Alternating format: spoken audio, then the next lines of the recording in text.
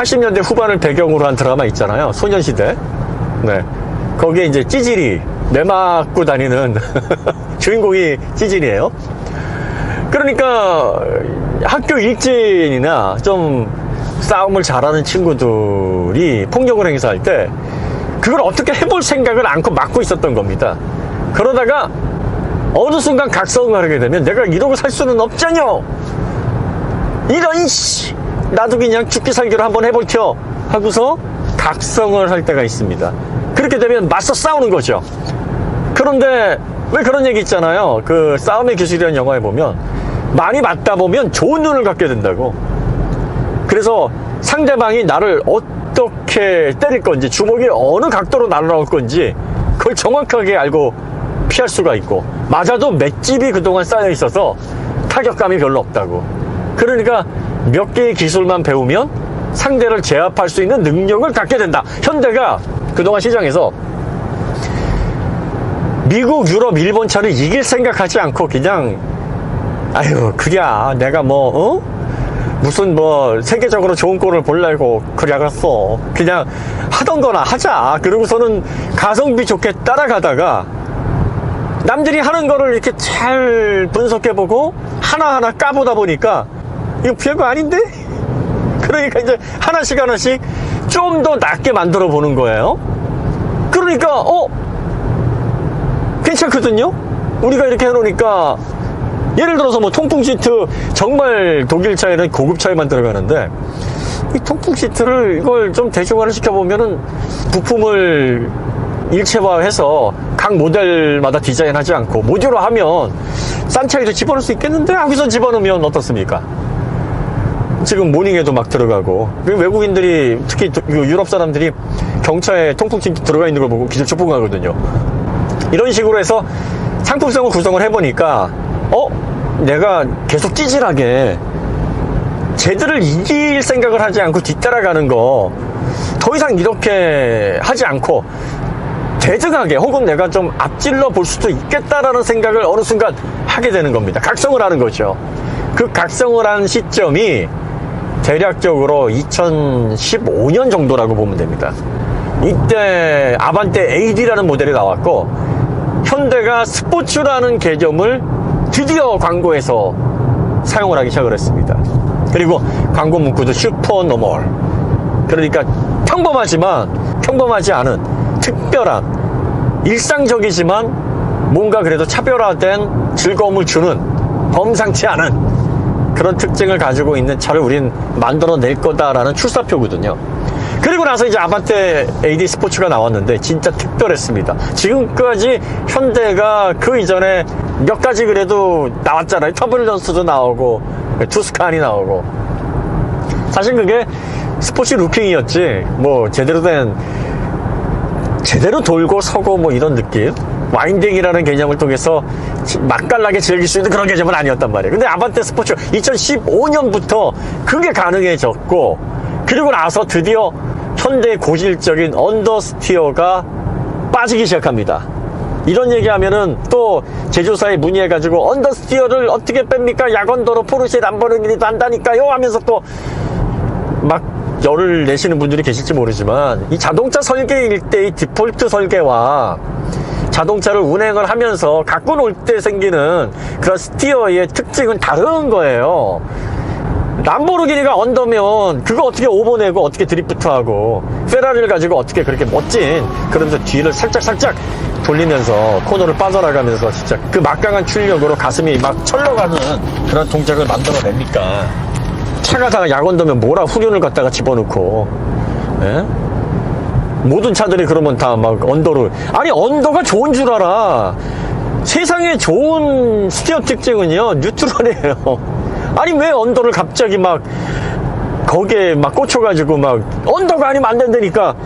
자동차 조금 운전하는 사람들, 스포츠 운전 좋아하시는 분들은요 언더 진짜 싫어해요. 언더가 나오면 왜 싫어하냐면 딱 이유는 하나예요. 제어하기가 진짜 까다롭거든. 제어가 잘 안 돼요. 이거는 오브처럼 내가 컨트롤할 수 있는 영역이 아니에요. 물리 법칙을 벗어나서 차가 접지를 잃어가지고 튀어나가는 현상인데 이걸 어떻게 보정을 하냔 말이에요. 근데 오버스티어는 차가 돌잖아요. 그런데 이제 오버스티어도 접지를 잃어서 도는 건 마찬가지인데 이게 조향이 안 돼서 도는 게 아니라 미끄러짐에 따라서 혹은 뭐 출력이 너무 과해서 그 출력이 접지를 넘어서기 때문에 도는 특성이란 말이에요.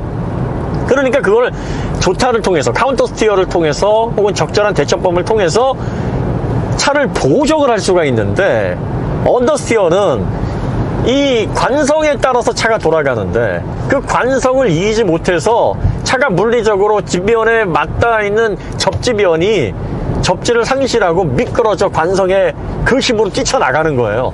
관성을 어떻게 저항할 거예요? 관성은 이길 수가 없어요. 중력 못 이기듯이 관성은 이기려면 속도를 줄여서 관성을 약화시키는 수밖에 없어요. 그런데 그게 갑작스럽게 크게 일어나면 속도를 줄이지 못하는 상황에서 어떤 일이 벌어집니까? 기도해야죠. 잘 처박혀서 나는 다치지 않고 차만 뭐 부셔지는 그런 상황으로 제발 좀. 슈마어도 기도해야 되고요. 예, 해밀턴도 기도해야 됩니다. 그런 상황에서는. 방법이 없어요. 그러니까 이런 언더스티어가 갑자기 그냥 뭐 국산차가 주행하면서 살짝 오버스티어를 통해서 즐거움을 만끽할 수 있도록 세팅을 해놓으니까 갑자기 막 모두가 언더를 부르짖으면서 이게 DCT랑 똑같은 현상이야. 언더 우리에겐 언더가 필요해. 약언더. 그 약언더가 모든 엔지니어들이 추앙하는 그런 설계 방식이다. 약언더를 추앙해거라. 이게 말이 됩니까? 이건 지능의 문제라니까. 이렇게 그냥 무슨 미니 언즈에서 무슨 그 빌런 찾으면서 막 하고 몰려가는 그런 냄비 근성들을 진짜 버리셔야 됩니다. 자동차는 기본적으로 똑바로 가고 있고 정속 주행을 할 때는 약언더 세팅으로 되게 지오메트리를 설계를 하는 게 보통 운전의 편의성과 지직성을 확보하는 데 도움이 됩니다. 그러니까 그 설계를 적용을 하지만 차가 회도를 할 때, 선회를 할 때 혹은 급격하게 조향, 디렉셔널 리스판스 환경에서 운전의 재미를 만끽할 때가 있어요. 그때도 언더를 내버리면 진짜 그 차 다시는 안 삽니다. 그냥 내려버려요. 이게 무슨 멍멍이 같은 세팅이야 이게. 왜 차가 안 돌아? 내가 차를 돌리는데 왜 안 돌고 리얼하고 있어. 이 말이 그냥 튀어나온다니까요. 그래서 이제 현대가 그러다 보니까 전륜 기반에서도 사실 과도하게 언더가 발생하지 않게 언더를 제어하기가 좀 더 편안한 특성으로 차를 세팅을 하고, 지금 이 모델도 언더 스티어가 그렇게 크지 않아요. 지금 이 투스톤 같은 경우에는 이제 전륜 기반이고 180마력에 해당하는 대중적인 A2B용에 최적화된 준준형 SUV입니다. 그러니까 진입할 때 언더 스티어 형상은 명확하죠. 그러니까 뭐 이걸 통해서 와인딩을 뭐 맛깔나게 하면서 정말 야 재밌구나 뭐 이런 느낌이 들게 하지는 사실 않지만, 기본적으로 과거에 현대차가 보여줬던 그런 언더스티어 시종일관, 그럼으로 인해서 와인딩을 했을 때 정말 거슬리는 특성의 주행감, 이런 것들하고는 이제 차원이 달라졌어요. 그러니까 실질적으로 적당하게 안정감 있게 운전의 재미를 그래도 맛은 볼 수 있도록 세팅을 했다라는 점에서 지금 현대 기아차의 발전 방향, 그리고 또 그 발전 폭, 상당히 과거와는 비교가 되지 않게 좋아졌다. 그리고 사실 이런 준준형 모델 같은 경우에는 이런 출력 특성이라든지 주행으로 인한 즐거움, 이런 것보다는 하부에서 올라오는 소음이 너무 크기 때문에, 그리고 또 NVH 이 부분에 있어서 상당히 불만스러워서 그것 때문에 만족감이 크게 떨어졌거든요. 그러니까 스포츠카도 사실은 의도적으로 엔진 소음을 안쪽으로 유입시키고, 그 다음에 하부에서 주행할 때 타이어에서 전달되는 노면의 피드백을 전달하고 막 이러거든요. 왜냐하면 노면 상태가 어떤지를 운전자가 몸이나 그리고 또 스티어링 휠로 느껴지는 그 미세한 진동을 통해서 알고 있어야 사실은 운전을 할 때 일체감을 통해 좀 더 적극적인 운전을 할 수 있는 그런 배경을 만들어주는데, 준준형 같은 이 투싼급의 국산차는 그동안 그런 형태의 선택되고 필요한 정보들을 큐레일에서 올려주는 게 아니라 그냥 뭐 하부에서 들리는 MV, 노이즈, 바이브레이션이 그냥 제대로 걸러지지 않고 올라오고 쓸데없는 것까지 막 올라오니까 스트레스를 주는 겁니다. 운전에 도움이 되기는커녕 피곤해지는 거죠. 그래서 사실 장거리를 많이 가셔야 되는 분들이 좀 무리를 해서라도 큰 차, 좋은 차, 고급차를 사시는 게 이 NVH가 지속적으로 주는 스트레스로부터 상당 부분 쾌적한 탑승 공간을 만들어주고 그 운전의 피로도를 덜어주기 때문에 그 부분에 투자를 하는 거예요. 그러니까 소형차에서 사실 운전자를 가장 피곤하게 하는 부분이 NVH, 노이즈, 바이브레이션, 그걸로 인한 허신이스, 불쾌감이란 말이죠. 그런데 제가 스포티지 시승을 하면서 뭐라고 얘기를 했냐면, 분명히 물리적으로 신슐레이트 같은 흡음재 사용은 많이 돼 있지 않다. 왜냐하면 노면이 좀 거칠거나 조금 우돌도돌한 면을 가게 되면 하부에서 그 진동이나 고르지 못한 도로를 다닐 때 접지면에서 구동축에서 올라오는 소음은 꽤 큽니다.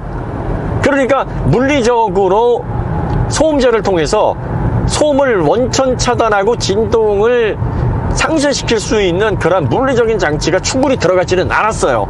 지금도 물리적인 흡음재가 많이 사용된 차는 아니구나. 다시 말해서 대중차고 저렴한 그런 장르의 차구나 라는 게 딱 느껴지는데, 다시 이제 아스팔트로 전환이 되고 고른 상태로 왔습니다.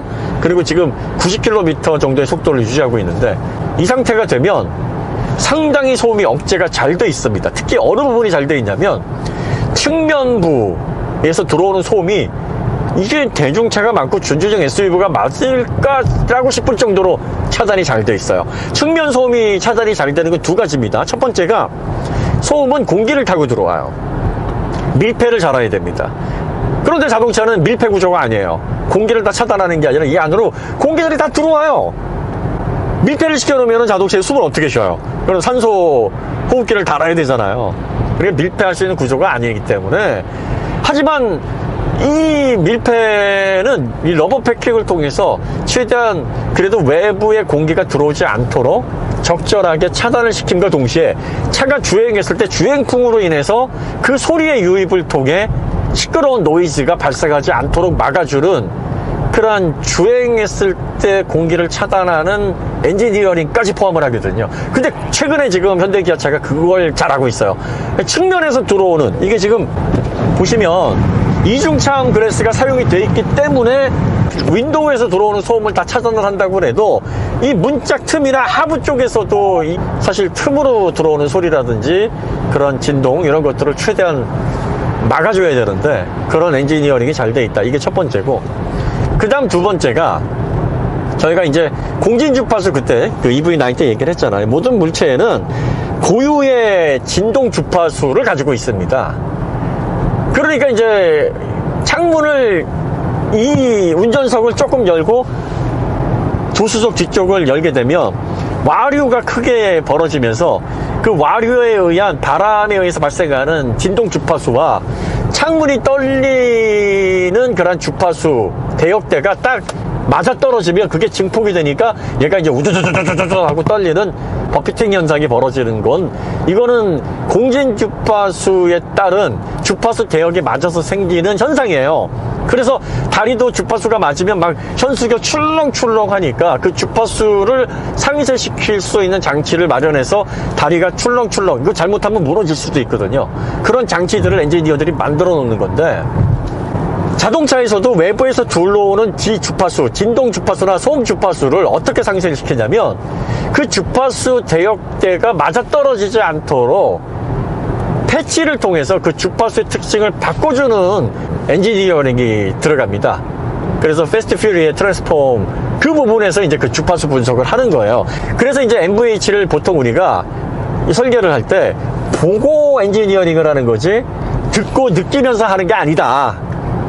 그러니까 소음 주파수의 그 헤르츠 대역대를 보고 그 데이터를 통해서 이렇게 해서 유입이 되면 운전자가 내부에서 느끼는 소음과 진동에 따른 불쾌감이 커지니까 어느 부분, 특히 이런 진동 주파수나 소음 주파수가 어디에서 유입되냐, 그 스팟을 찾아내는 거예요. 그 스팟을 찾아내고 그 스팟에다가 패치를 붙입니다. 패치는 이 철판이나 구조물의 두께를 바꿔줌으로 인해서, 그리고 또 물성을 바꿔줌으로 인해서 달리 반응할 수 있도록 그 주파수 특징을 바꾸는 작업이에요. 손바닥만한 패치가 딱 거기에 붙어 있으면 거기에서 들어오는 진동이나 거기에서 들어오는 소음 특징이 확 하고 줄어듭니다. 그러니까 주파수가 겹쳐서 생기는, 일치해서 생기는 그 가중되는 떨림이나 소음을 그런 식으로 줄여주는 그런 NVH 기술이 정말 세심하게 잘 돼 있는 겁니다. 그러니까 사실 물리적인 흡음재가 많이 들어가 있지 않음에도 불구하고 하부에서 오는 소음 외에는 이게 상위 모델 대비 측면부라든지 문틈이라든지 주행했을 때에서 발생하는 그런 불쾌감들이 굉장히 잘 억제가 돼 있어요. 장거리용으로 이용을 해도 진동이나 소음으로 인해서 발생하는 NVH에서 오는 불쾌감 때문에 너무 피곤하다 이런 생각이 들지 않을 만큼 정말 좋아졌다.